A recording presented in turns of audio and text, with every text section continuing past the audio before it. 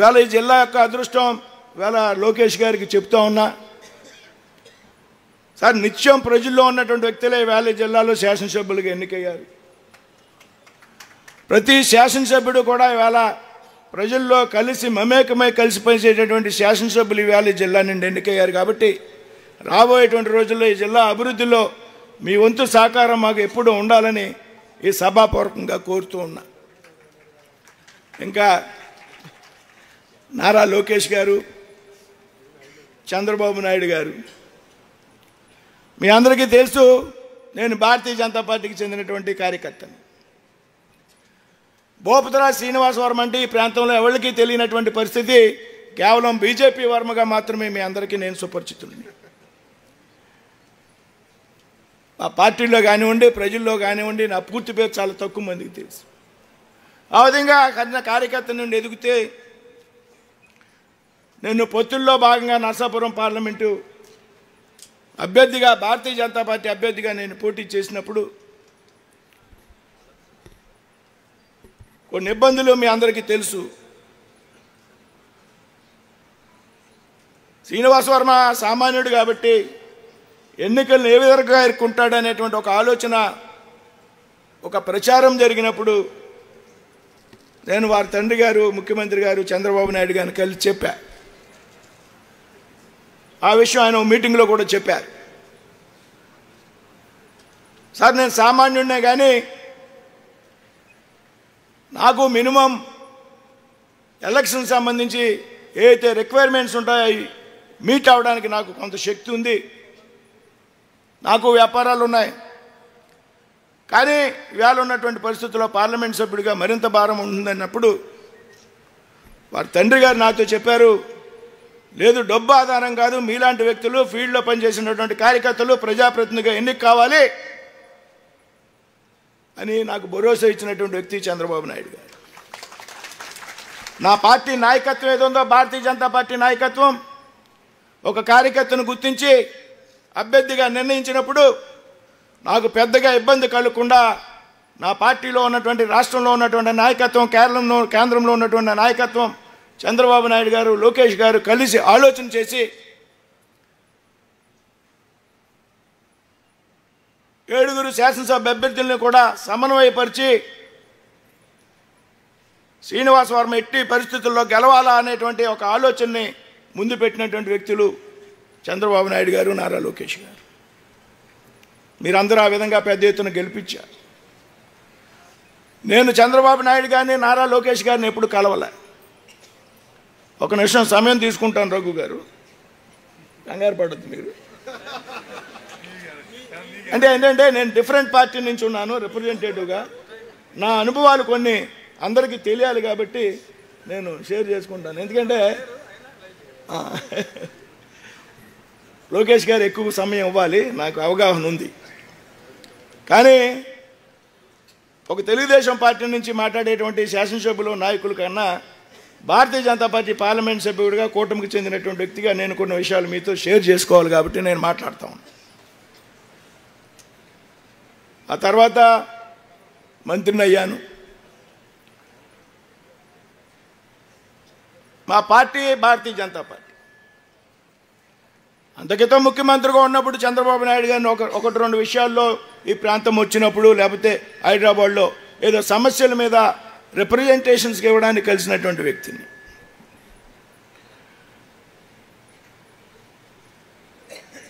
అంత సానుకూలమైనటువంటి అభిప్రాయం, నేను భారతీయ జనతా పార్టీలో ఉన్నాను కాబట్టి, ఆ తర్వాత కాలంలో విడిపోయాం కాబట్టి కొంత బాధ ఉండేది.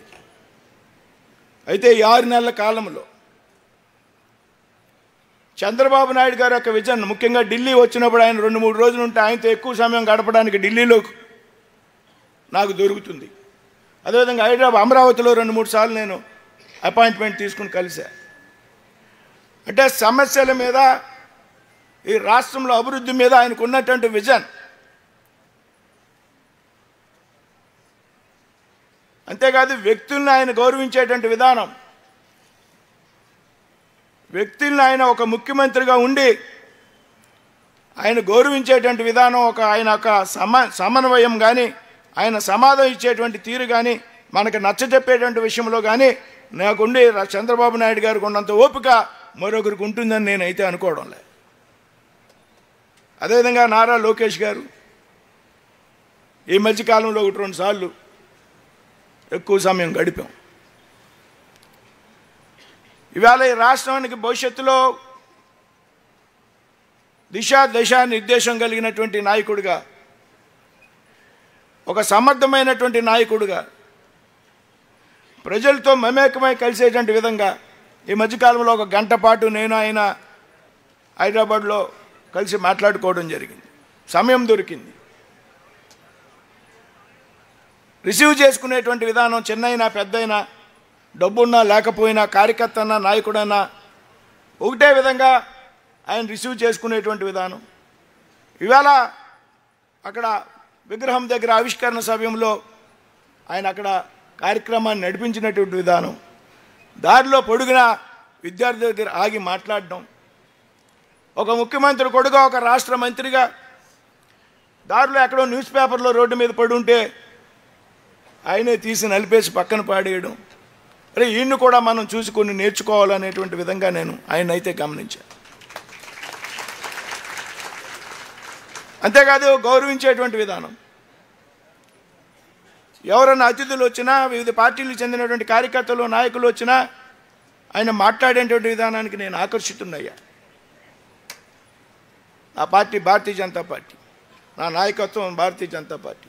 కానీ ఏ పార్టీలో ఉన్నా ఎవరున్నా మంచి స్వభావం కలిగినటువంటి వ్యక్తుల్ని ప్రేమించాలి, ఆదరించాలి, గౌరవించాలి అనేటటువంటి ఆలోచన ఉన్నటువంటి వ్యక్తి. ఈ మధ్యకాలంలో మా పార్టీలో నాయకులు కూడా చెప్పా, చాలా సమావేశాల్లో మా ముఖ్య నాయకులతో, కేంద్రంలో నాయకులతో మాట్లాడేటువంటి సందర్భంలో జనరల్గా రాష్ట్రంలో పరిస్థితి ఎలా ఉందని నన్ను అడుగుతున్నారు. కాబట్టి సార్ చాలా బాగుంది, చక్కటి సమన్వయంతో వెళ్తున్నాం. నారా చంద్రబాబు నాయుడు గారి గురించి, నారా లోకేష్ గారి గురించి ప్రత్యేకంగా చెప్తూ ఉన్నా. సార్ ఇదివరకు చంద్రబాబు నాయుడు గారిని దూరంగా చూశాం, దగ్గరగా వెళ్ళాల. ఆయన పార్టీని అభివృద్ధి చేసుకోవడం కోసం, ఆయన పార్టీని కాపాడుకోవడం కోసం ఆయన తీసుకునేటువంటి రాజకీయపరమైనటువంటి నిర్ణయాలు కొన్ని మనకు నచ్చకపోవచ్చు, రాజకీయపరమైన నిర్ణయాలు మనకు నచ్చకపోవచ్చు.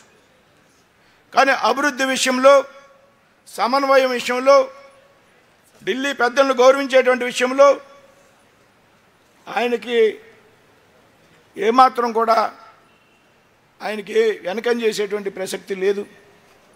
చక్కటి సమన్వయంతో ముందుకు వెళ్తున్నాం. వారిద్దరికీ నేను వ్యక్తిగతంగా అభినందిస్తున్నాను. నేను చెప్తున్నాను మీ అందరికీ, మా పార్టీ కేంద్ర నాయకత్వానికి చెప్పా, రాష్ట్ర నాయకత్వానికి చెప్పా.